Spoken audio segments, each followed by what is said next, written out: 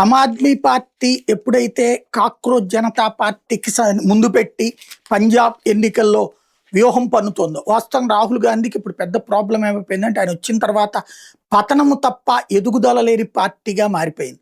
కాంగ్రెస్ 2014లో ఓటమి, 19లో ఓటమి, 24లో ఓటమి. ఈయన లీడ్ తీసుకున్నాకనే, ఈయన లీడ్ తీసుకోముందు సోనియా లీడ్లో ఉన్నప్పుడు 2 సార్లు గెలిచింది. అంతకుముందు సోనియా లీడ్లో ఉన్నా కూడా 3 సార్లు ఓడింది. తర్వాత 2 సార్లు గెలిచినటువంటి పరిస్థితి అయితే ఉంది.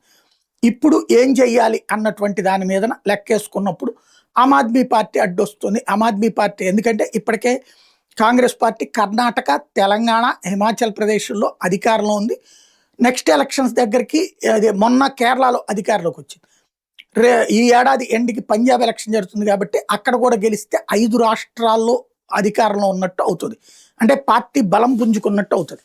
దానికోసం ప్రిపేర్ అవుతుంటే అక్కడ రిజల్ట్ కూడా అలాగే కనబడుతుంటే ఆమ్ ఆద్మీ పార్టీ అడ్డొచ్చేటప్పటికి కాక్రోచ్ను ముందు పెట్టి కథ నడుపుతున్న వేళ దాన్ని డైవర్ట్ చేయడానికి తనే ముందుకొచ్చి, అంటే లేకపోతే తనే కాక్రోచ్ పార్టీకి మద్దతు ఇచ్చేవాడు, అది ఇండిపెండెంట్గా ఉండుంటే. అది ఆమ్ ఆద్మీ పార్టీ అని తెలుసు కాబట్టి ఆగాడు. దాన్ని డైవర్ట్ చేయడానికి మొన్న జంతర్ మంతర్ ఇష్యూ, ఆ తర్వాత పార్లమెంట్ ముట్టడి ఇష్యూని డైవర్ట్ చేయడానికి తను స్వయంగా రంగంలోకి దిగి చేసినటువంటి ధర్నా చూసాం. ఆ తర్వాత అరెస్ట్ చూసాం. ఇప్పుడు ఆ అరెస్ట్ విజువల్ పెట్టి చరిత్ర తిరగరాస్తాం 2029లో రాసి పెట్టుకోండి అంటూ కాంగ్రెస్ పార్టీ వాళ్ళు దేశవ్యాప్తంగా ప్రచారం చేస్తున్నారు.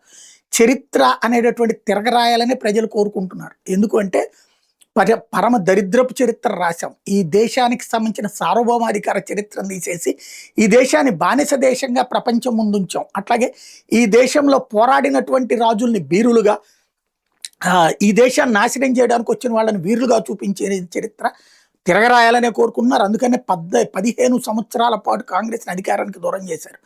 ఇప్పటికీ మారకపోతే ఖచ్చితంగా ప్రజలు చరిత్ర తిరగరాస్తారు.